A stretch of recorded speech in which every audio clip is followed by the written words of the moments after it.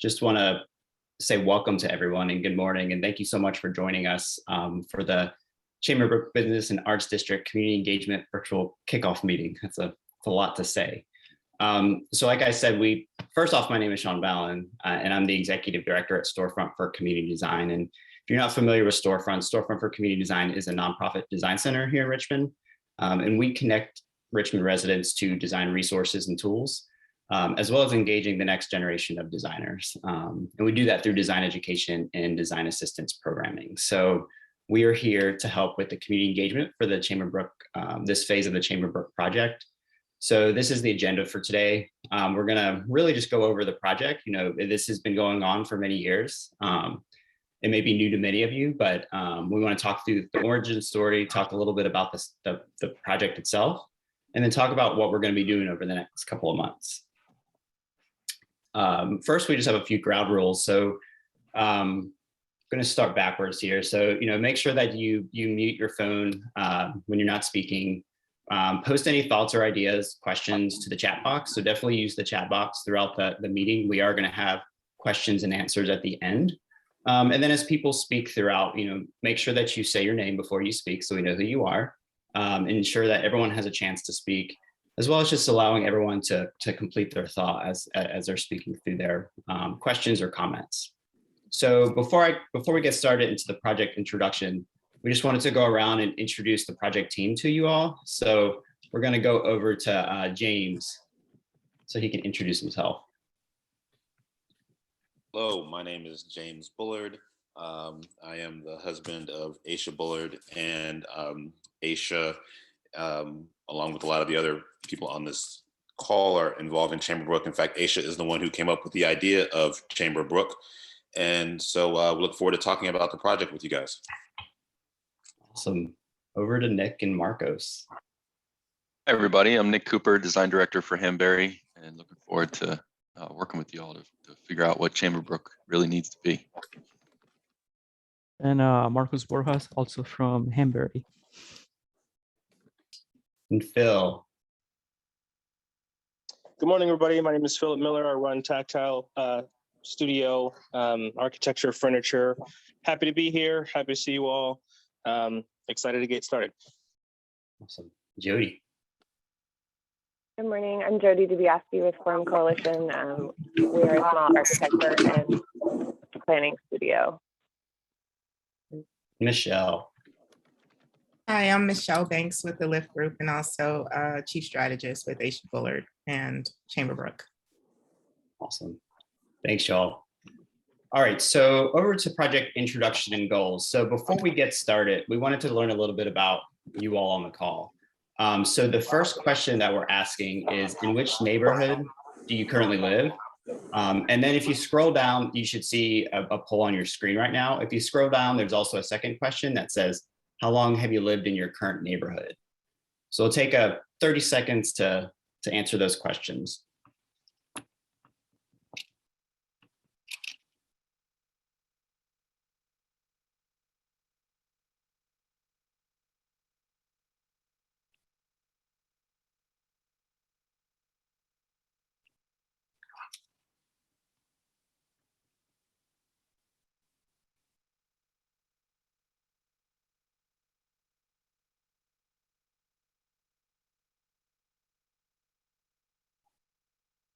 All right, so it looks like we've got some members from Edgewood, Edge Hill, Virginia Union, Battery Park, Brooklyn Park, and other.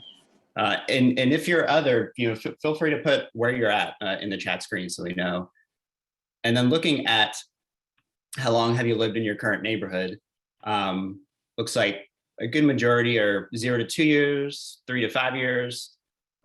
There's 2 people with 6 to 10 years. And then someone who is 21 plus years. So very cool. All right, we have one more question for you. So how familiar are you with Chamberbrook? So are you very familiar? Have you participated in events before, looked at the website? Are you somewhat familiar or not familiar at all?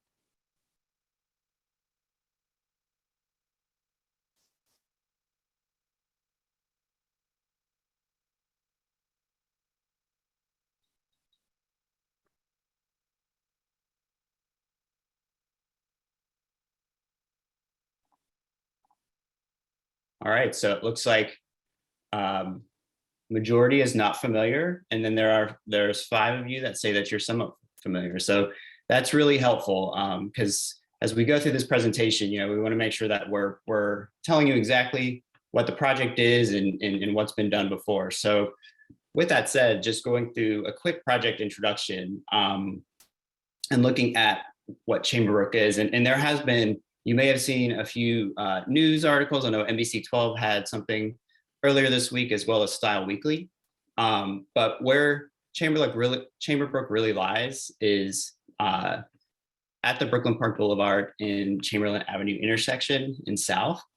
This is, known as the gateway to the north side, and historically, this was one of the main stops for tourists in a neighborhood that was connected to Richmond via streetcar system. And as a grassroots effort, community partners and designers have been collaborating on Chamberbrook since 2018 to establish a business and arts district that will reestablish the Chamberlain and Brooklyn Park corridor as the premier community of North Side by providing residents essential resources, generating sustainable growth, and reinforcing an overall sense of community. So what Chamberbrook really seeks to do is bridge the gap between what has been developed in the Richmond 300 plan, as well as a lot of the other plans that have been going on in the city, such as the VEU Chamberlain neighborhood plan. So on the left, you can see the site context and see where Chamberbrook is located within the city at large. So Chamberbrook is on the north side of Richmond. And then zoomed in onto the north side, you can see that Chamberbrook is one of the nodes, specifically in the Richmond 300 plan. And if you're not familiar with the Richmond 300 plan, that is the new master plan that was developed by the city of Richmond over the last few years. And it's really helping to steer a lot of the zoning and development that may happen in the future.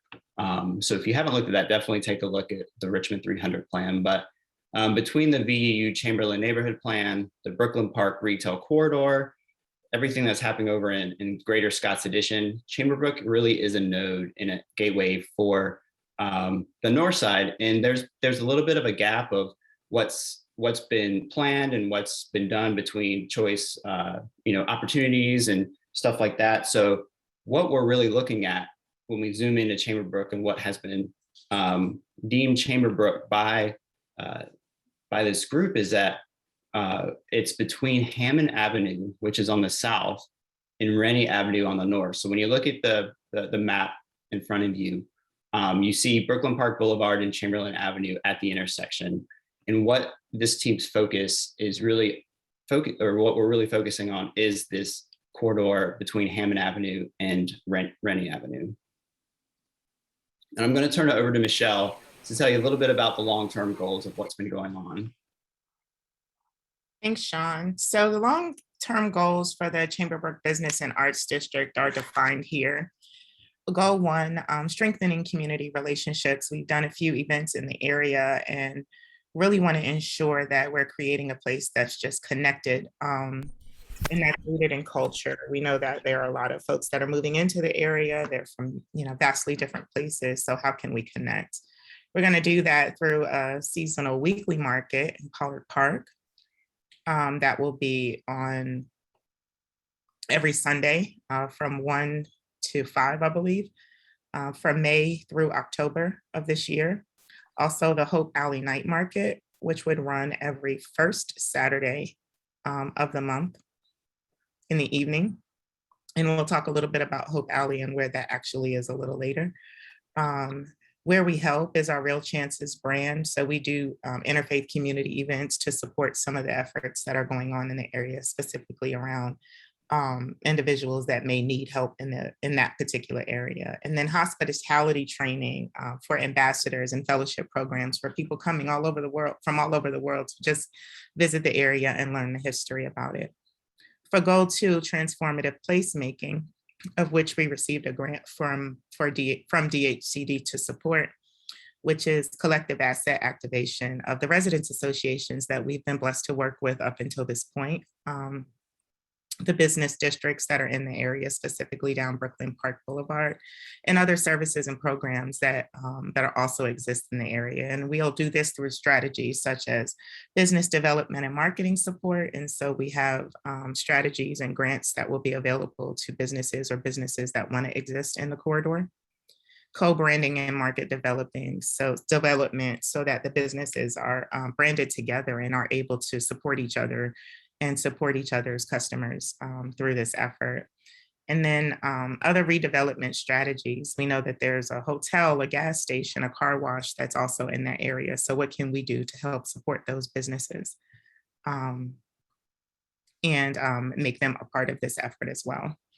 And then for economic development, local business investments that have already happened, acquisitions that have already happened. And we're looking to ensure that there's a small area plan that's adopted by the city so that we can demonstrate what public and private partnerships can actually look like in a real way that would benefit the community economically. Environmental public art projects, we've worked very closely with Hamilton Glass in the past for these types of things and have built a lot of dialogue in the community when our projects have gone up, and we want to continue to do that. Connecting to co-occurring projects in Richmond, like the 300 plan, the Virginia Union Industrial Corridor, and then also the Diamond District plan as well. And then design and management strategies for the park market and Hope Alley so that they will continue to exist over time as a way to build like economic support within the area and also have a place where families and individuals can come out and do things with each other, learn, play, shop. So those are our goals. Again, strengthening community relationships, transformative placemaking, and economic development. That is by us and for us. Thanks, Michelle. So where we are today. So Michelle had mentioned the Virginia Department of Housing and Community Development Grant, and this was awarded to Real Chances at the end of 2021. And that's really what's pulling this team together right now to kick off community engagement from January to May, to help create a unique sense of place rooted in community and culture. So where we are today is our team kicked off back in January, site visit, began doing site analysis of the area. And where we are today is the community engagement. So we're looking to you for ideas. We're looking to you to talk and share this information. And we're going to be doing that through March and April. And then the team's going to be developing a design guide in May. And then, like Michelle said, there's a lot of things happening with the night markets and global markets and so forth, and the business grants, and that's going to continue on as well. So the short-term goals for this specific project that we're working on, especially through this engagement effort, is goal one, we're creating a unique sense of place rooted in community and culture. The project looks to strengthen community relationships through community engagement and ongoing events such as the Chamberbrook Market and Hope Alley Night Market. Goal number three, to understand existing businesses' vision and opportunities to fill gaps in community needs.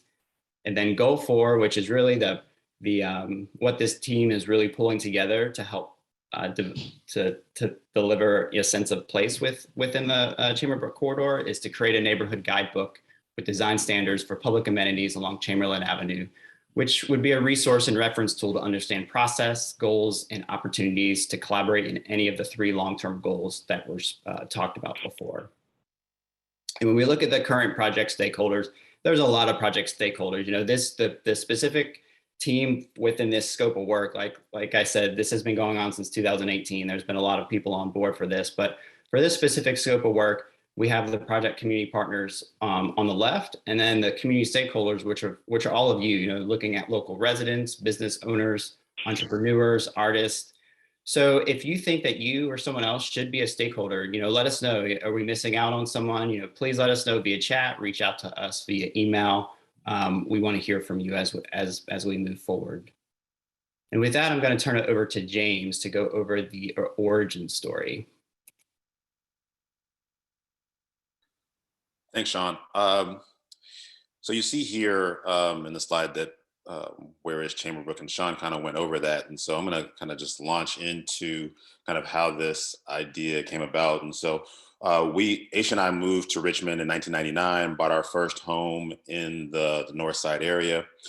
Around 2006, we bought our law offices put them on Chamberlain Avenue.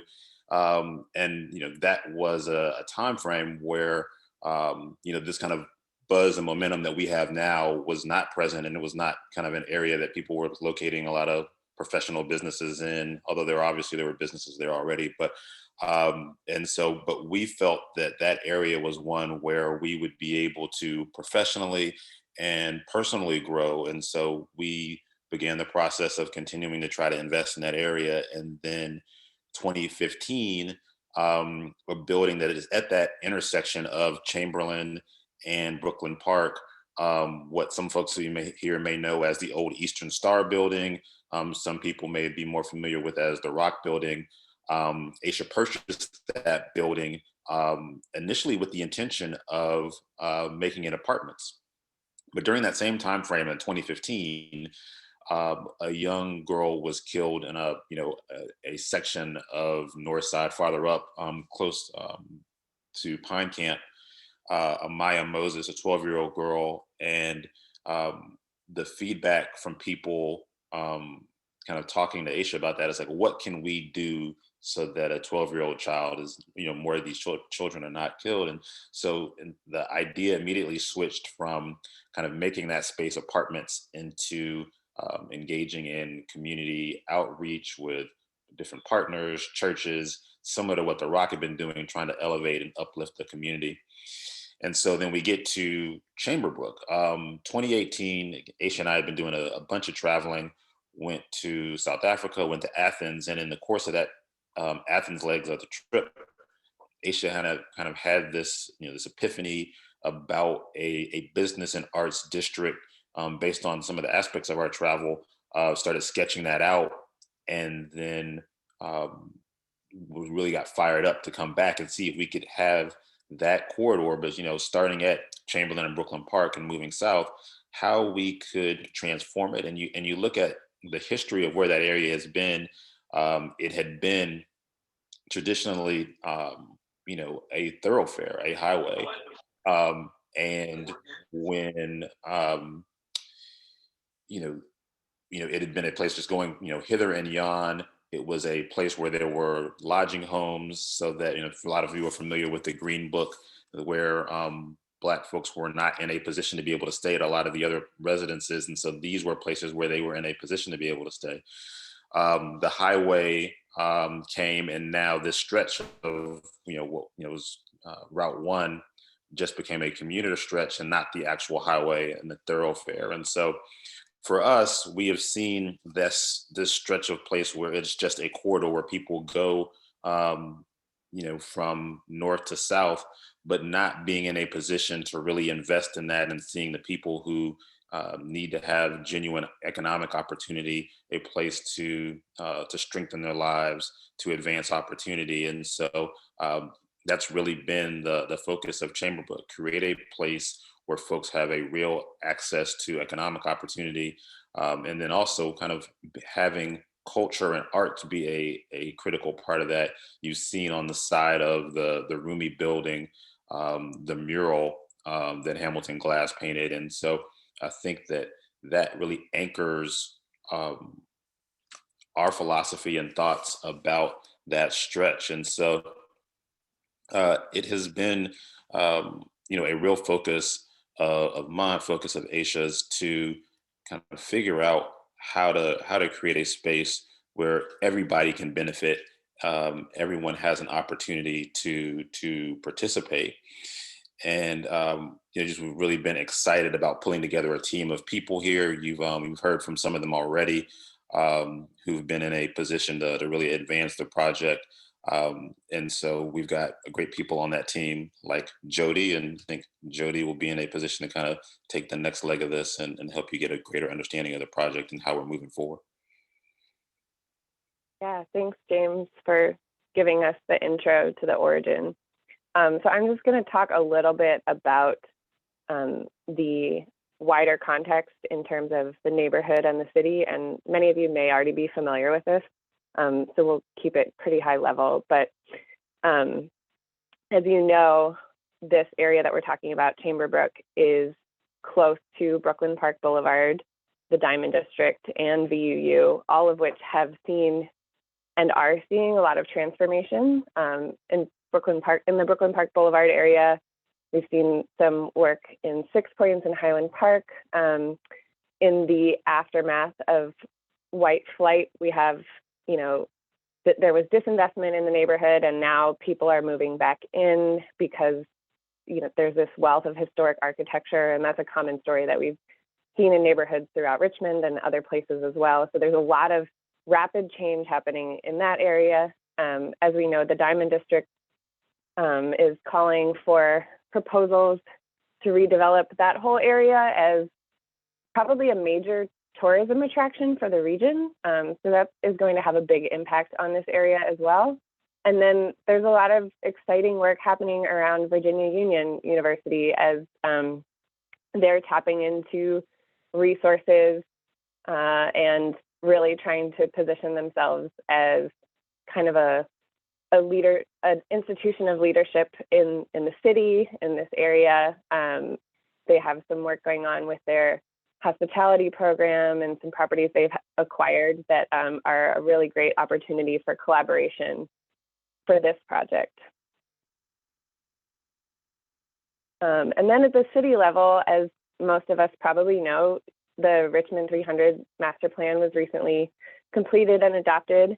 And in this plan, Chamberlain Avenue is designated as corridor mixed use, which means that it's envisioned as a medium to high density pedestrian and transit centered place, which is really aligned with the goals that the community members that we've been working with so far and this team really have for the community, which is, you know, a thriving place for people. And, you know, in Richmond 300, medium to high density means a variety of things, but it's related to the context of what's already there. So it could mean 3 to 4 stories or, you know, up to 12, but it's explicitly kind of related to the context. So that's kind of the vision that Richmond 300, which had a lot of community participation, has laid out for this area. So to kind of summarize the introduction and context, you know, Chamberbrook and its surrounding neighborhoods is poised on the edge of transition. And we're really trying to tap into how can we prioritize community health and wealth building while preserving affordability and transforming the Chamberbrook corridor into a thriving business and arts district. Awesome, thanks, Jody. And before we head over to talk more, dig a little deeper into the site analysis, we have one more question for you, which should be launching on your screen soon. So the question is, have you walked along Chamberlain Avenue between North Lombardy Street and West Brooklyn Park Boulevard?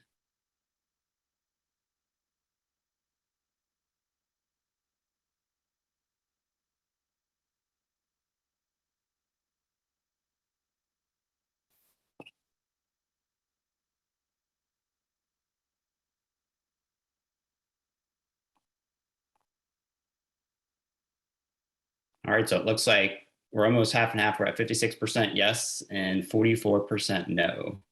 And nobody is not sure. So that's great. All right, I'm going to turn it over to Marcos and Nick. Thanks, Sean, and good morning to everyone. So we have done a brief site analysis, especially for those that may or may not know the area very well. And I mean, the goal is to identify the opportunities and the potential along Chamberbrook. The typical buildings that you will see along Chamberlain and some of the keystone features are the roomy. You have a series of apartment buildings, a motel. There's typically professional services, car washes, and there is the Polar Park located in the intersection with a 5-minute walk access to the Battery Park, which is down south.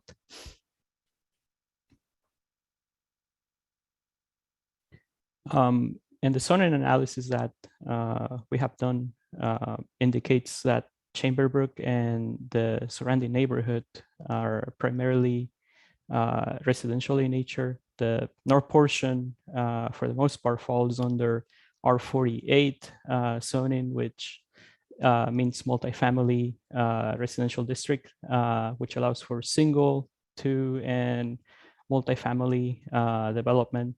70% of the residents own their home, and we noted that a recent market study shows a good portion of them are young professionals moving in. The most common property type are two-story houses, while multifamily housing is becoming increasingly popular and are currently being developed around the neighborhood. In terms of commercial and office, that is the second most popular property type found in Chamberbrook.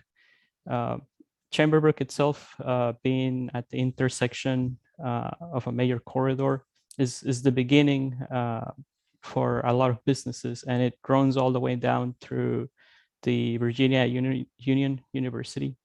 The south portion falls under R02, which is residential office district, and allows for professional offices. And there is also UB2, which is urban business district, which allows retails and restaurants. There is also a lot of properties along the intersection that have obtained special use permits for non-residential purposes. And we did a brief valuation along the properties in Chamberbrook, and what we found is that the pricing for a lot of them varies a lot, primarily due to renovation. Some of the properties are older than others. Single family, for example, you can go as low as $96,000 and go as high as $800,000 with an average being $400,000. Multifamily, there is a similar situation where the low and high is very different. Office, on the other hand, we can kind of find an average of $250,000, and we have a lot of commercial properties in the area that can go as low from $250,000 to $2 million and an average of $800,000. In terms of public infrastructure within Chamberbrook, you guys might know that there's a lot of traffic during the day, but it also lacks a lot of the proper infrastructure for pedestrians. Chamberlain Avenue itself is mostly car dependent and has a very low walking score, 48 out of 100. Brooklyn Park, which runs from east-west, is somewhat walkable and has actually a higher score, even though it's much more narrower than Chamberlain itself. Neither streets are good for biking, and they do not provide the proper infrastructure. There is a good number of bus stops, and all of them connect directly towards downtown. Here's a photo of Chamberlain Avenue, and as you can see in the background, we have Rumi as sort of a well-known building, especially with a mural that you can see along the intersection. The average traffic is 30 to 50 miles per hour, and even though Chamberlain, as you can tell, it's very wide, the issue is that the sidewalks are very narrow.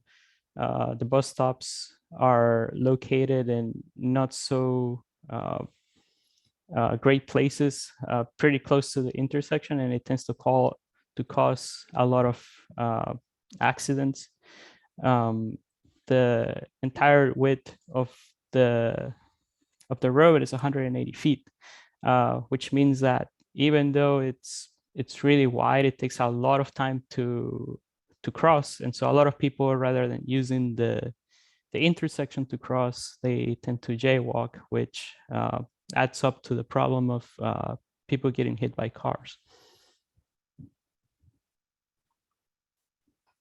There is also an alley located just next to Chamberlain, and it runs parallel. It is around 20 feet wide, and we as a group think that it has a great potential for pedestrian thoroughfare, since Chamberlain Avenue doesn't exactly provide the best infrastructure. the alley condition, we think that could serve as secondary access, could have ADUs or other uses. The other reason being is that it's much more quieter than when you walk along Chamberlain Avenue.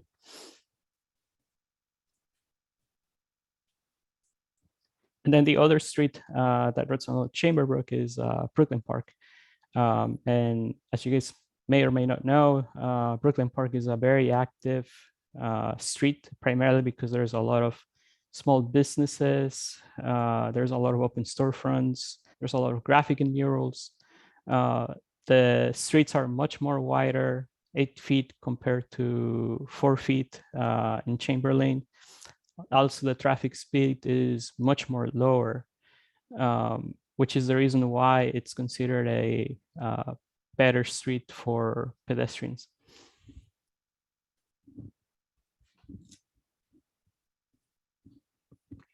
And again, why Chamberbrook itself is important. It's primarily because it is at the intersection between a lot of development. I mean, you have Richmond 300, which deals with the Greater Scots Addition.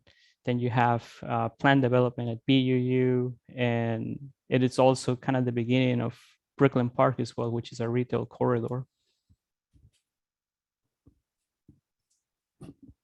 Thanks, Marcos. I think you're getting kind of a glimpse of Aisha and James's great vision for this place, but in the spirit of hearing all voices, we're really adamant about understanding why this type of vision would matter to you.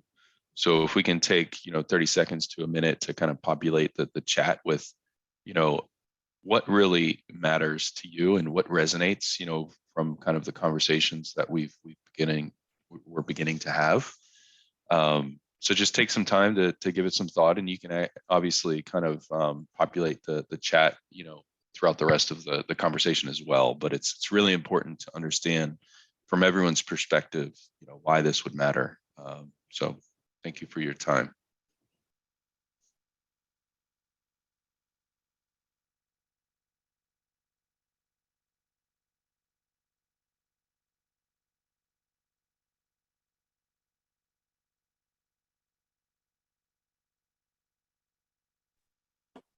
Hey, just so I understand, you want us to type in the chat some parts of what matters to us here? That's correct. That's okay. Correct. Thank you. It can be now or throughout the rest of the session. We've got a couple more things to cover, and then we'll open it up for Q&A. But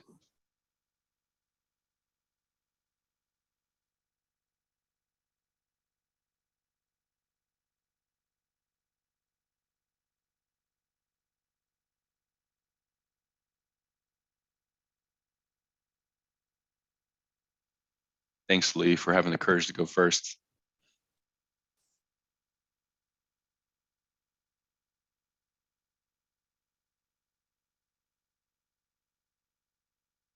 Thank you, Zach.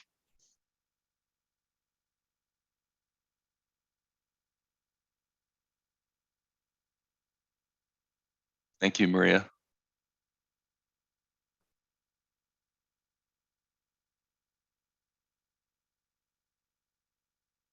Thank you, Jacob.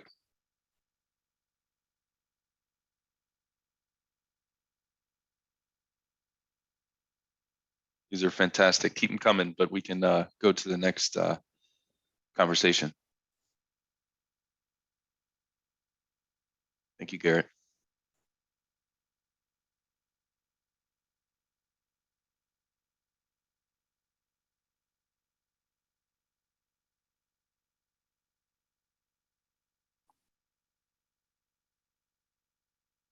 Yes, so as a brief overview from the site analysis, we can tell that Chamberbrook has a great deal of potential within the larger region of Richmond, being situated at the gateway from downtown and the Diamond District.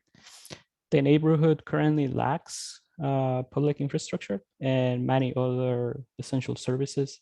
And it is important to hear the community's voice, which is part of the reason why we're here, because the community and the surrounding neighborhoods know better about the needs of Chamberbrook. And in essence, it becomes a guide to help us create solutions. Active investment, especially because this is an effort led by Asia, has already taken place since 2018. The current effort is also very important to note that is minority led. We have also local groups that are involved in the development, including artists like Hamilton Glass from Mending Murals that have worked around Richmond to improve the city as a whole.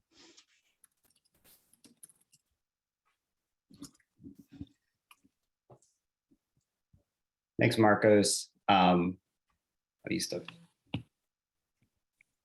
Yep, and as you can tell, because maybe it's not so clear in the maps that how directly connected Chamberbrook is, especially to the Diamond District. As you can tell in this aerial view that we took, that the neighborhood directly links all the way to Scott's Addition. And it's just a thing to note because I think it will be a matter of time before somebody needs to develop along the intersection, just given how close it is to all of the development that's currently happening in the Diamond District. And looking in the other direction, also to downtown Richmond.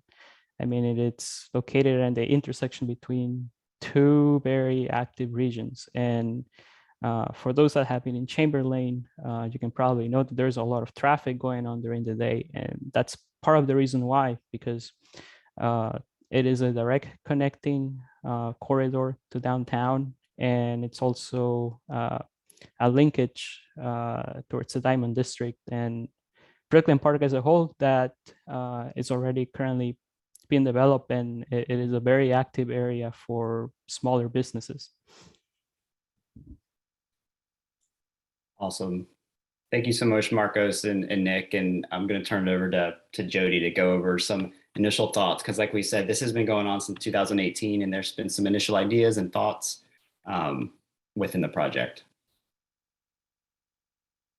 Yeah, so we're going to show you a few images from some work that was done in 2019 as part of Citizen HKS's Month of Service. We collaborated with a group of folks from their office, several of whom are now on this team in other capacities. So there's really been a continuation of kind of, you know, a thread of the same folks being involved throughout. But early on, you know, there's this vision that's been developing of building wealth through entrepreneurship as a really exciting opportunity. A dense pedestrian-friendly infill development, you know, more housing, more opportunities for people to live close to transit, close to services, to not be car dependent, to infill and supplement existing businesses in the area with additional neighborhood serving uses, again, to reinforce that pedestrian-friendly, like increasing the walkability of a neighborhood, that you don't always have to get in your car and leave to get the things that you need for your day-to-day life. And really focusing on mixed income and affordable housing. Really, how can we work with existing owners and landlords to preserve affordability? There are some existing affordable units in this area, and we want to be mindful of the way that development can displace people if it's not done thoughtfully. So these are some kind of core elements of this initial round of work. And so I'm just going to show a few images from this project that was done in 2019. So there was some initial thought, you know, about addressing some of the challenges that exist in this corridor, including, you know, prostitution and drug use, the traffic as a big barrier. You know, there was a really devastating crash that killed some people last Thanksgiving, and that's not out of the ordinary in this area. And then, you know, a disconnect between different sides of the roads. The neighborhoods are all there's a bunch of different types of neighborhoods coming together at this area, and a lot of different architectural styles too, which is kind of an interesting opportunity. And so the kind of framework that this project laid out was 3 phases, which are named as Activate, Connect, and Restore, which you see in these 3 kind of site plans at the bottom of the screen. So Activate is kind of what we've been able to start to channel this grant work in that we're in right now, which is to focus on supporting existing businesses, bringing new opportunities for businesses into the corridor, and really just starting to inject that life. And then the phase 2 would involve some more infrastructure improvement to connect the different sides of the intersection through reinforced pedestrian infrastructure, streetscape improvements like, better crossings, any kind of design improvement that we will kind of be addressing in this design guidebook phase.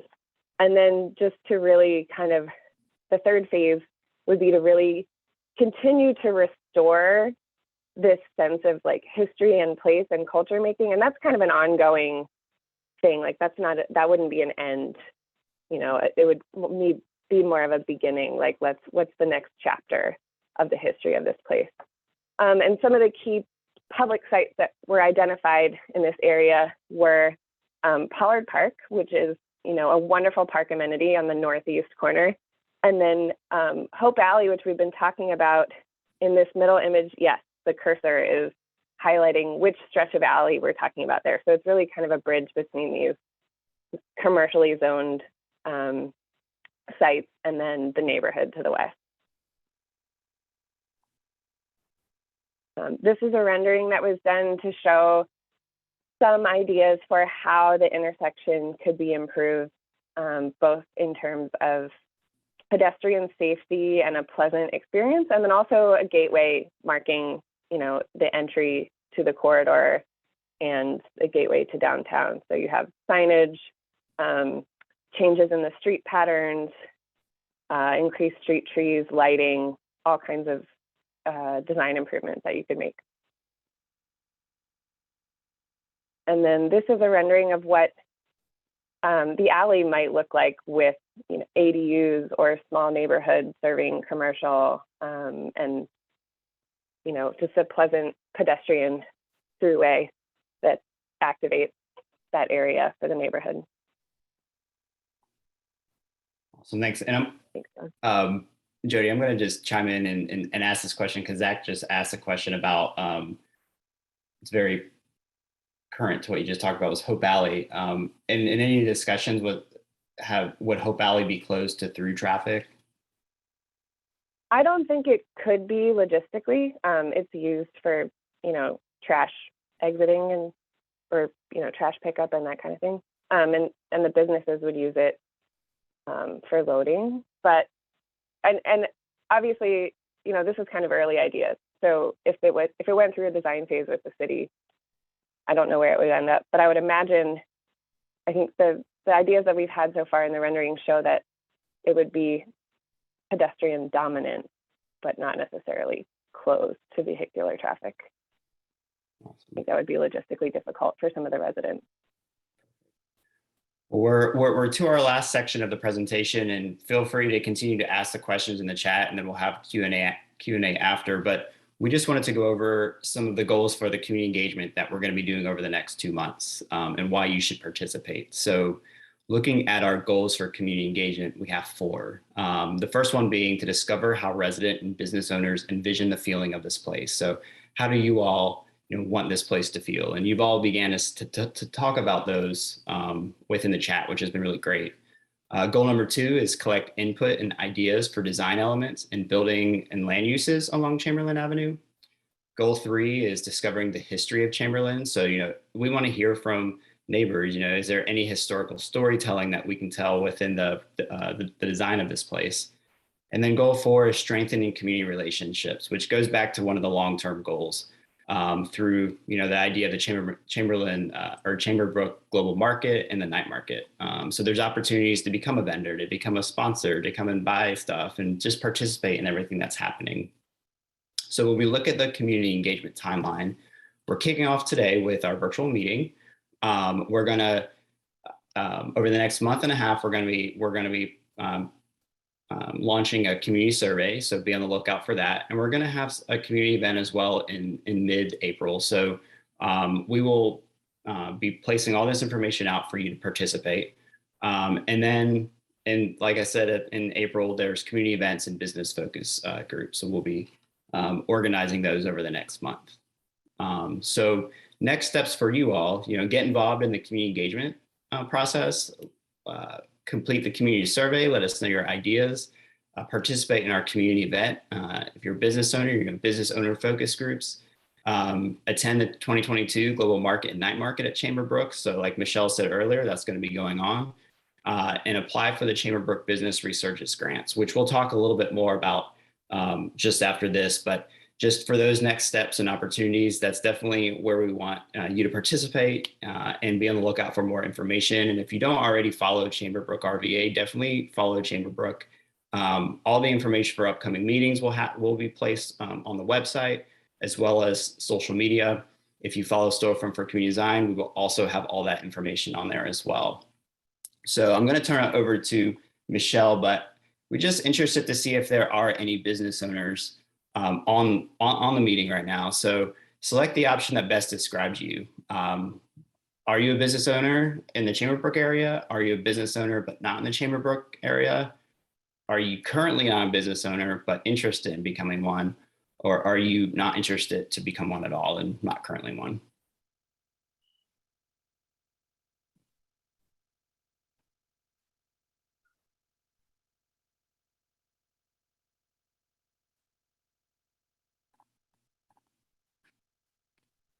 All right, so it looks like we've got 3 business owners, but not in the Chamberbrook area.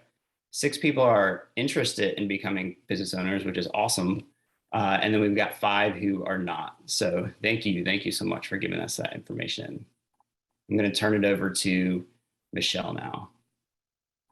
Great. So thank you again for the comments, and please continue to load them into the chat. This is being recorded and we will go back and review them.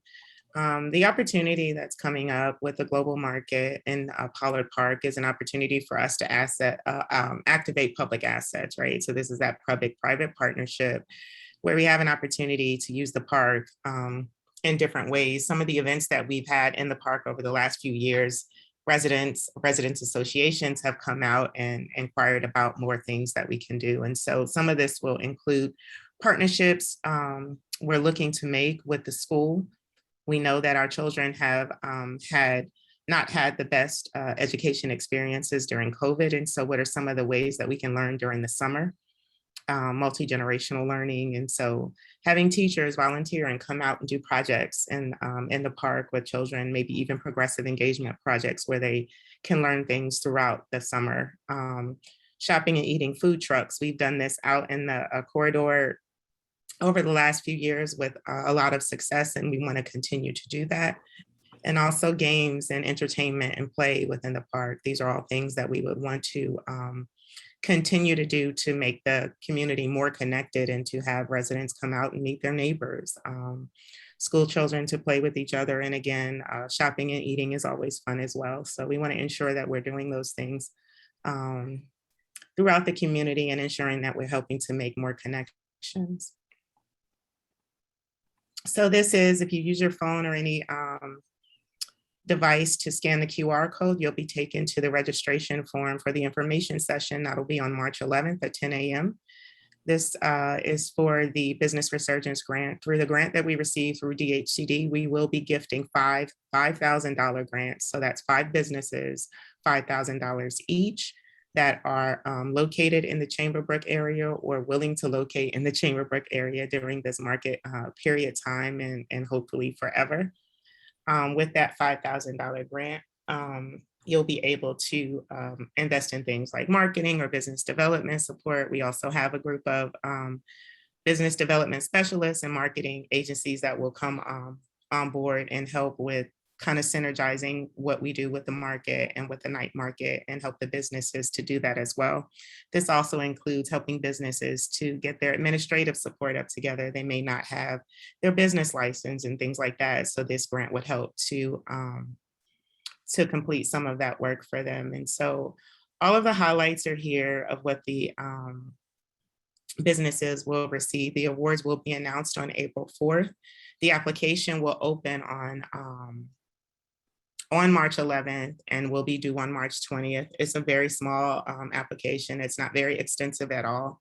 There's just information that we would want to know about your business and how it fits into this overall plan. And the awards will go out, and there's 12 months worth of just residual benefits that you'll have, and hopefully longer, with being connected to Chamberbrook. And so I encourage you to share this with the business owners that you might know in the area, or someone who wants to relocate or establish within the area. And again, this is through DHCD. So these are funds that are passing through our organization directly to the community.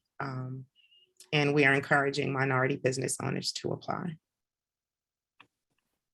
Awesome. Thank you so much, Michelle. And I'm going to leave it on this screen just because this is such a great opportunity. And with that, we're going to move into questions and questions. So if anyone has any questions, feel free to share in the chat or unmute yourself. If you have any thoughts, ideas, we want to hear from you. So in these last 8 minutes or so, we're here to listen, talk, continue the conversation.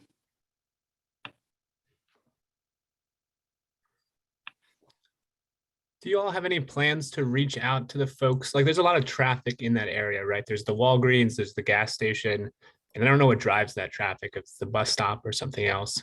But is there any plans to reach out to those folks? I mean, I feel like these meetings kind of get a lot of the neighborhood folks that are just beyond that. I'm just curious.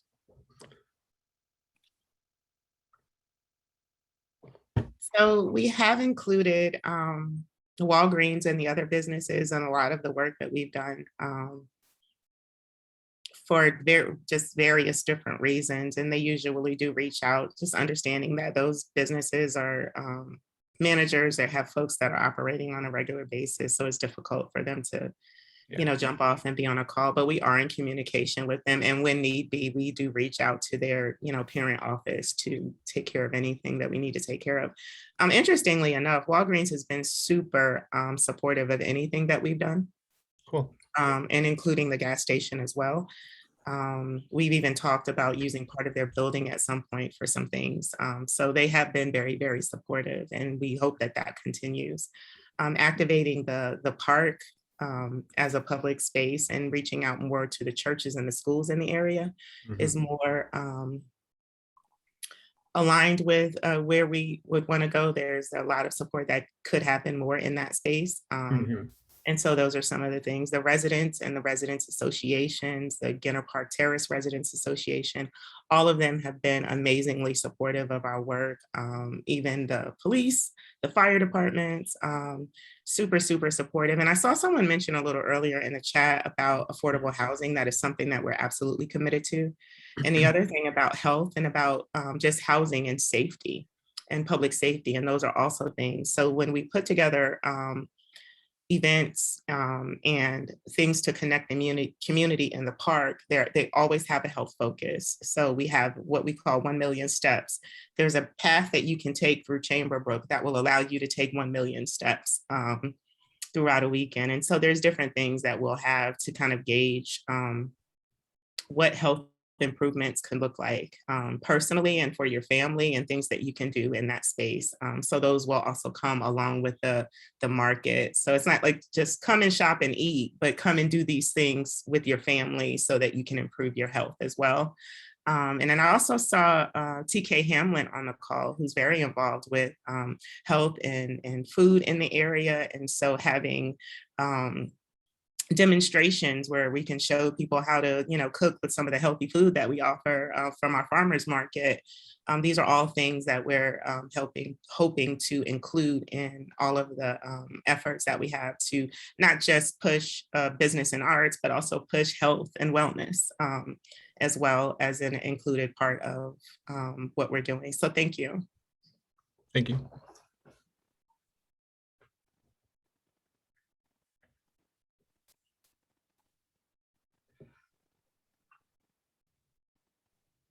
I also encourage you all to continue to put your ideas, your thoughts. I mean, it could be something that is, just out of the box. Please share them with us. We are that team that really wants to hear all of the ideas and figure out how we can execute or put them into place.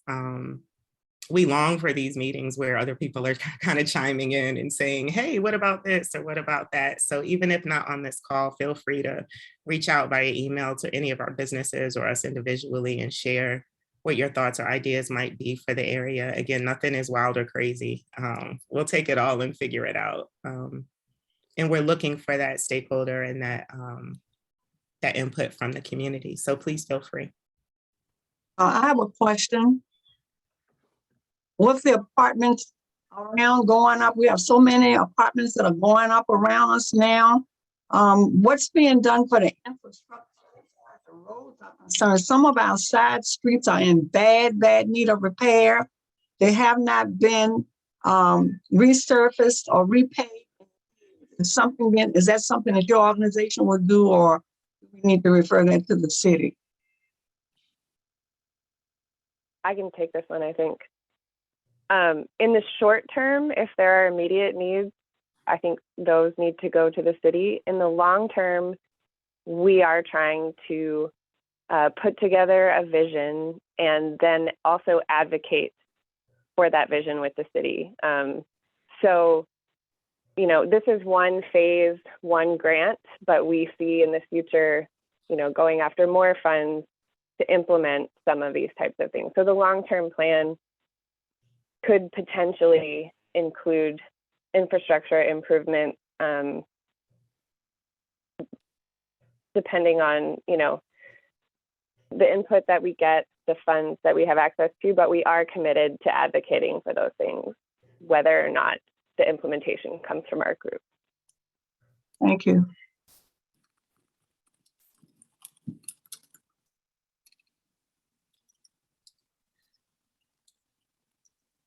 If anyone else, anyone has any comments, then jump in. But I wanted to kind of address something. I know that, and Sean had mentioned that we'd had a little bit of news coverage as far as on Channel 12 and in the Style Weekly, and that I know that maybe some of the comments in the Style Weekly kind of talked about this project maybe could be like a precursor or maybe a Trojan horse towards gentrification and things of that kind. And really, I'm hoping that in the course of this, people kind of got a feel for the group.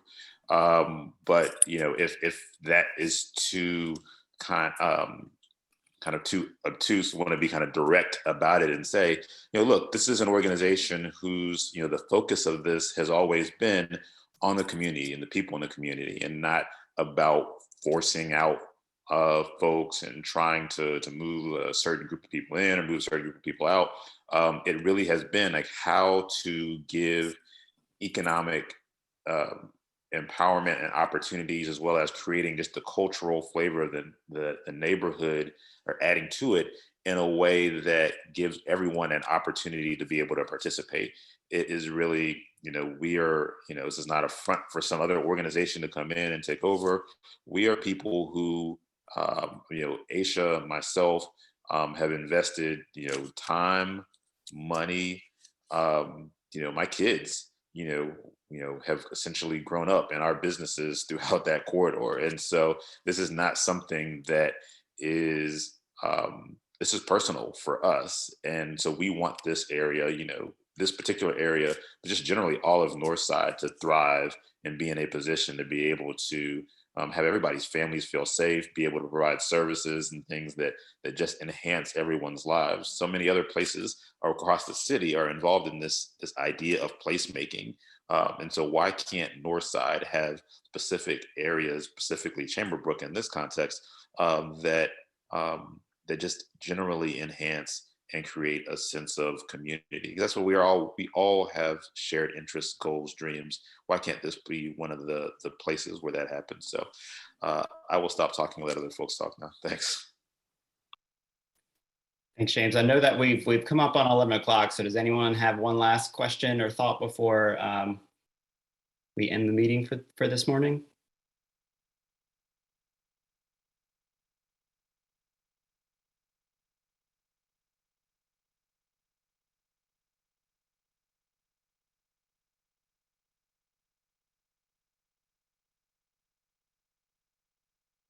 All right. Well, again, thank you so much for taking your Saturday morning to spend with us to learn about the Chamberbrook Business and Arts District. And we put in the chat as well, please feel free to reach out to Storefront for Community Design, at Sean@storefrontrichmond.org. We will collect your comments, your questions, anything and we'll share it with the team and get back to you. But like we said, we're going to be continuing our work over the next few months. So be on the lookout for additional information for community engagement events in April, as well as the community survey that will be launched later this month. With that, we will close the meeting. Thank you. Thank you so much for being on the call. Yes, thank you, everyone.